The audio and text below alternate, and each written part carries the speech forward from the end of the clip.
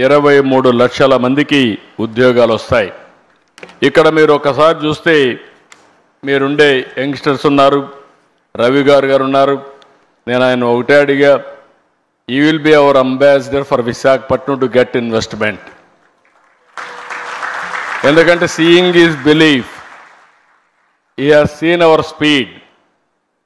అదే సమయంలో మీరు చూస్తే ఫ్యూచర్ నాలెడ్జ్ ఎకానమీకి విశాఖపట్నం ఆంధ్రప్రదేశ్ చిరునామాగా తయారవుతుంది.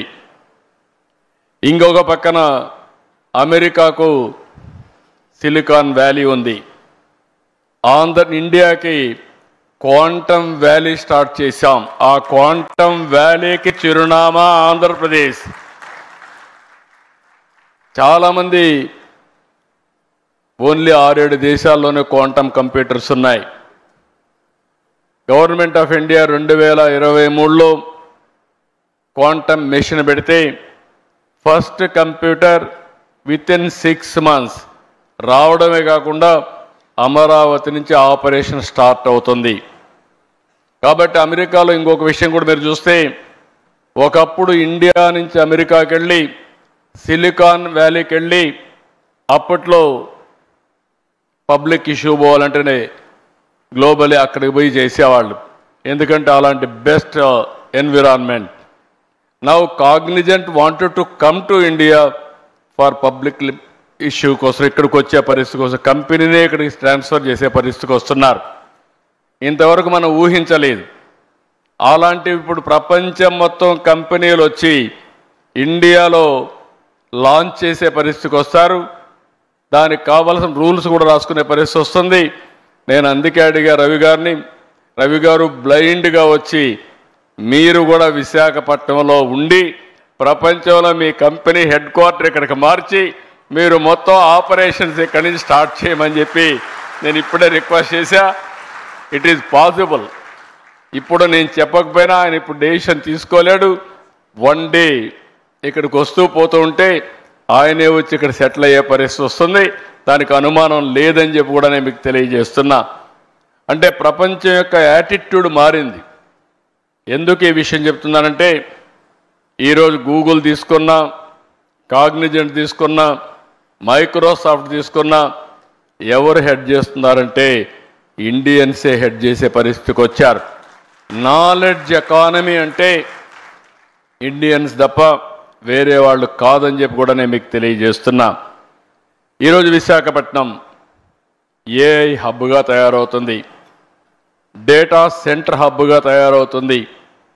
ఇంకొక పక్కన you name anything, future technologies, satellite చిరునామా ఆంధ్రప్రదేశ్.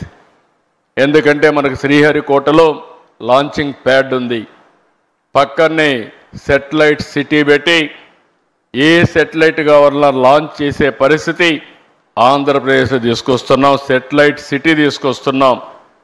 ఓర్వకల్లో డ్రోన్ సిటీ తీసుకొస్తున్నాం. ఈరోజు యుద్ధాలు చేయాలన్న భవిష్యత్తులో మనం మనుషులతో చేయడం లేదు, ఆ రోజులు అయిపోయినాయి. అన్ని డ్రోన్స్, రోబోటిక్స్ వచ్చేసే పరిస్థితి వచ్చింది. దానికి చిరునామాగా ఓర్వకల్ని చేశాం. ఇంకొక పక్కన aerospace city, lot of demand. అందుకనే బెంగళూరు పక్కనే అనంతపూర్లో ఏరోస్పేస్ సిటీకి పోతున్నాం. ఎలక్ట్రానిక్స్ సిటీ, మనకు కావాల్సినవన్నీ కూడా మనం తయారు చేసుకోవాలంటే ఫోన్సే కాదు, సెన్సార్సే కాదు, ఐఓటీస్ కానీ మనం తయారు చేసుకోవడానికి ముందుకు పోతున్నాం. ఇక్కడనే మెడ్టెక్ జోన్, మెడ్టెక్ పార్క్ కూడా పెట్టాం.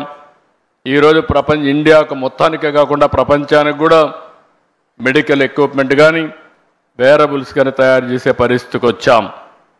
డిఫెన్స్ కూడా ఒక హెడ్ క్వార్టర్గా ఆంధ్రప్రదేశ్ తయారవుతుంది. ఇవన్నిటికి కావాల్సినటువంటి ఈరోజు గ్రీన్ హైడ్రోజన్, ప్రపంచంలో ఎక్కడా ఇవ్వలేనటువంటి గ్రీన్ ఎనర్జీ, దాని నుంచి గ్రీన్ హైడ్రోజన్కు ఆంధ్రప్రదేశ్ నాంది పలుకుతుంది. మీరు ఏ రాష్ట్రానికి పోయినా నీటి కొరత ఉంటుంది, ఏ రాష్ట్రానికి పోయినా గ్రీన్ ఎనర్జీ దొరకపోవచ్చు, ల్యాండ్ కూడా.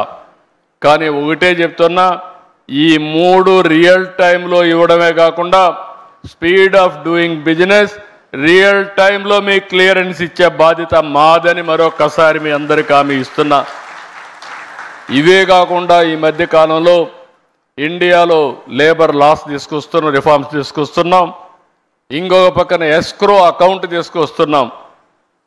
మీకు నేను ఏదైనా కమిట్ అయితే సావరిన్ పవర్స్ పెట్టి మీ డబ్బులు మీ అకౌంట్లో వచ్చేట్టుగా ఎప్పుడెప్పుడు ఇస్తామో క్లియర్ కట్గా డేట్ కూడా పెట్టి మీరు ట్యాక్సులు కడతానే పాస్ త్రూ మీకు ఇచ్చే బాధ్యత నేను తీసుకుంటున్నామని చెప్పి కూడా నేను మీకు తెలియజేస్తున్నా. ఇన్ని ఇచ్చిన తర్వాత వ్యాపారం చేయడం చాలా సులభం. మీకు ఈ విధంగా ఆలోచించిన ప్రభుత్వాలే ఉండవు. కాబట్టి మీకు మీ లెక్కలు మీరు చూసుకుంటే సరిపోతుంది. ఇప్పుడే లోకేష్